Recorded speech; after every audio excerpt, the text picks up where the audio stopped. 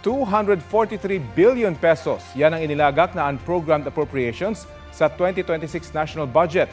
Ayon kay Senate Finance Committee Chairman Sherwin Gatchalian, maraming ahensya at politiko ang nagtangka pa ring magpahabol ng mga proyekto sa Bicameral Conference Committee.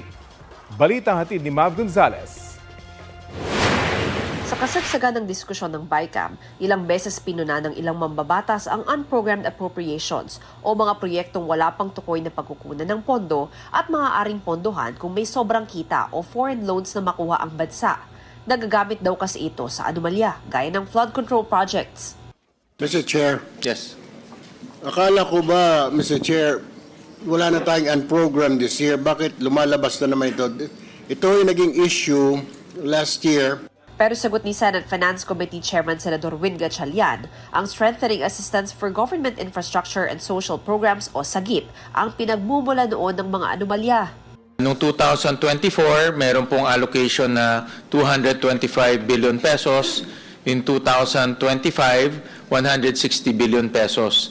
At dito ho kinuha yung mga flood control projects. Dahil po dyan sa kontrobersiya, tinanggal na ho natin yung Strengthening Assistance for Government Infrastructure and Social Programs sa GIP. Ang natira na lang aniya sa unprogrammed appropriations ay targeted accounts na meron talagang paggagamitan gaya ng AFP Modernization Program.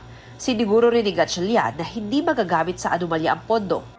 Lahat ito ay meron pong targeted program. At bawat programa na yan, meron din po yung mga guidelines and rules. No? So, hindi ho yan pwedeng i-divert sa flood control o sa iba pang mga programa. Sa huli, 243 billion pesos ang inilagak sa unprogrammed appropriations. Samantala, ayon kay Gatchalian, marami pa ring ahensya at mga politiko na nagpapahabol ng proyekto maski noong BICAM. Iba-ibang proyekto pero lehitimo naman gaya ng school buildings. Ayoko na sabihin, no? But meron din. Nakakuha ko maraming text. Legitimate to, ah. Wala tong ghost project o wala tong flood control o wala.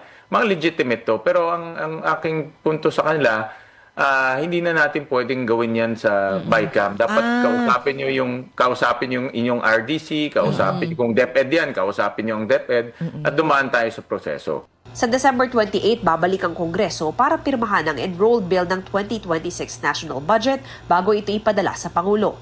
Tiwala si Gatchalian na walang i-veto ang Pangulo dahil coordinated area ito sa ehekutibo. Mav Gonzalez nagbabalita para sa GMA Integrated News.